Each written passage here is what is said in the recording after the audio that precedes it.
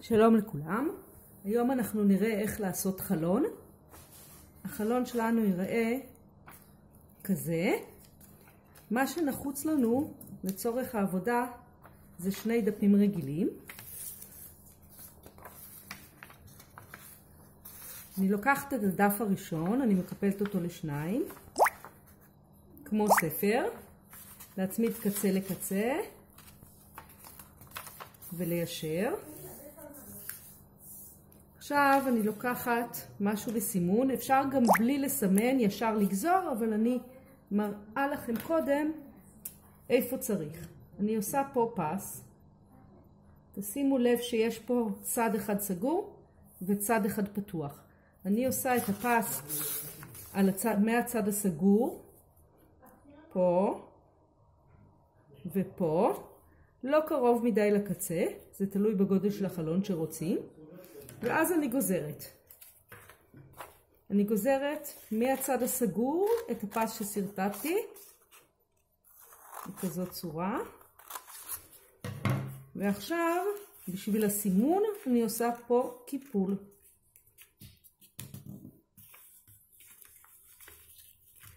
כרגע יש לי חלון, אבל הוא לא נפתח. אז אני צריכה לגזור אותו פה.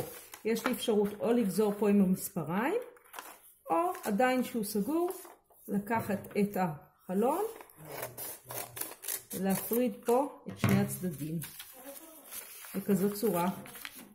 עכשיו החלון שלי נפתח. כדי שהוא ייפתח כמו שצריך, אני אקפל אותו לפי הסימן שהיה לי פה קודם, אקפל גם בצד השני.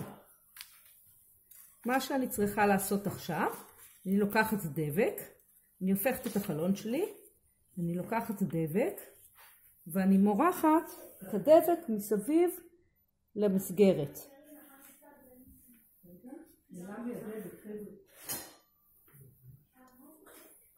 אוקיי, אז אני מורחת את הדבק שלי פה.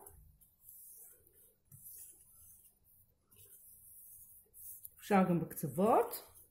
אני לוקחת את הדף הנוסף ואני מצמידה אותו לדף הזה.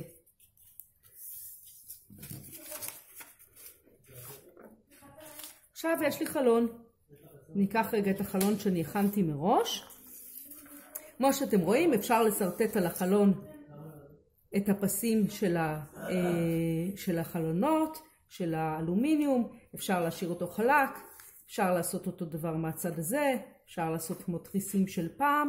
ועכשיו אני צריכה להחליט מה אני הולכת לעשות.